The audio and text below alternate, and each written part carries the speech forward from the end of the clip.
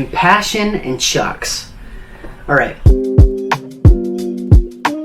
So I was at this concert, right? And the band took a break to talk about Compassion International, which is like this opportunity to sponsor kids, to pay monthly and write them letters and so forth. I had already heard the spiel like 7 or 8 times before. Normally, I'm thinking, all right, get on with it. Like, I came to hear music, enough with the guilt trips. But I was receiving it differently this time. The Holy Spirit was really wrenching at my heart and prompted me to get up out of my seat, to walk down the bleachers and just to take a look at this table with these pictures of kids on it. So when I did, I saw Vicky. She was 7 years old. She was from Ecuador. I opened up her packet and began to read all sorts of things about her family life, things she enjoys, things she's good at, about her church and about her pastor. And I was very interested. I felt led to sponsor her. I felt led to this particular girl, except I didn't have any money.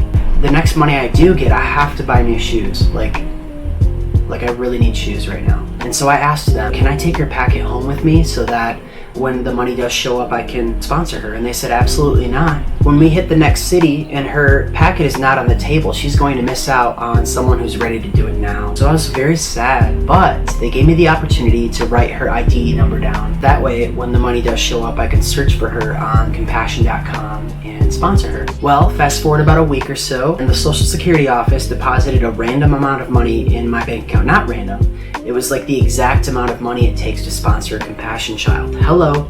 So I'm like, Lord, you gave me the desire to sponsor Vicky. You just gave me the finances. Now I've got faith to do so. So I went ahead and sponsored her. Fast forward a few years later to the 2015 Unity Christian Music Festival. I'm one of the artists to perform this weekend. Like, I'm gonna be there, third day's gonna be there. It's a big deal. First thing I thought about was I need new shoes. When you go to concerts, you can always tell the difference between like someone who's just there to watch and someone who's there to perform, because they've got like an epic outfit, you know what I'm saying? I still remember I didn't have my license back yet at this point.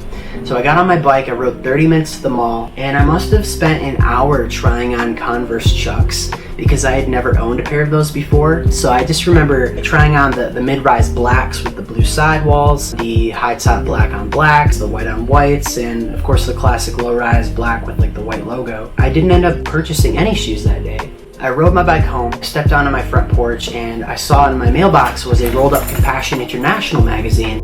This was what was on the back of that magazine.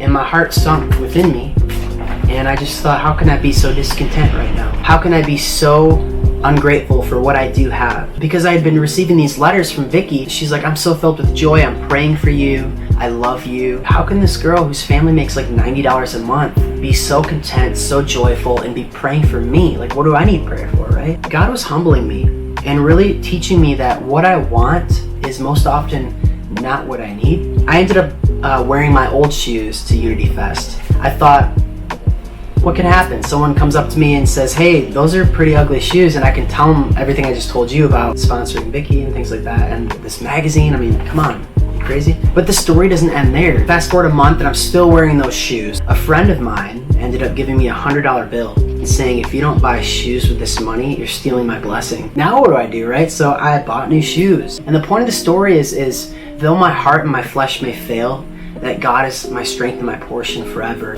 My heart and flesh being the doubts, the insecurities of being the one to sponsor her, not believing that there'd be money that God would provide or deliver or show up. But he wasn't angry at me. He was patiently pursuing me with artistic and creative pokes, you know, like putting this magazine in my mailbox and giving me that different reaction, then move on with the music. Thanks for sharing this God moment with me, guys, and I hope you have a great week. Deuce.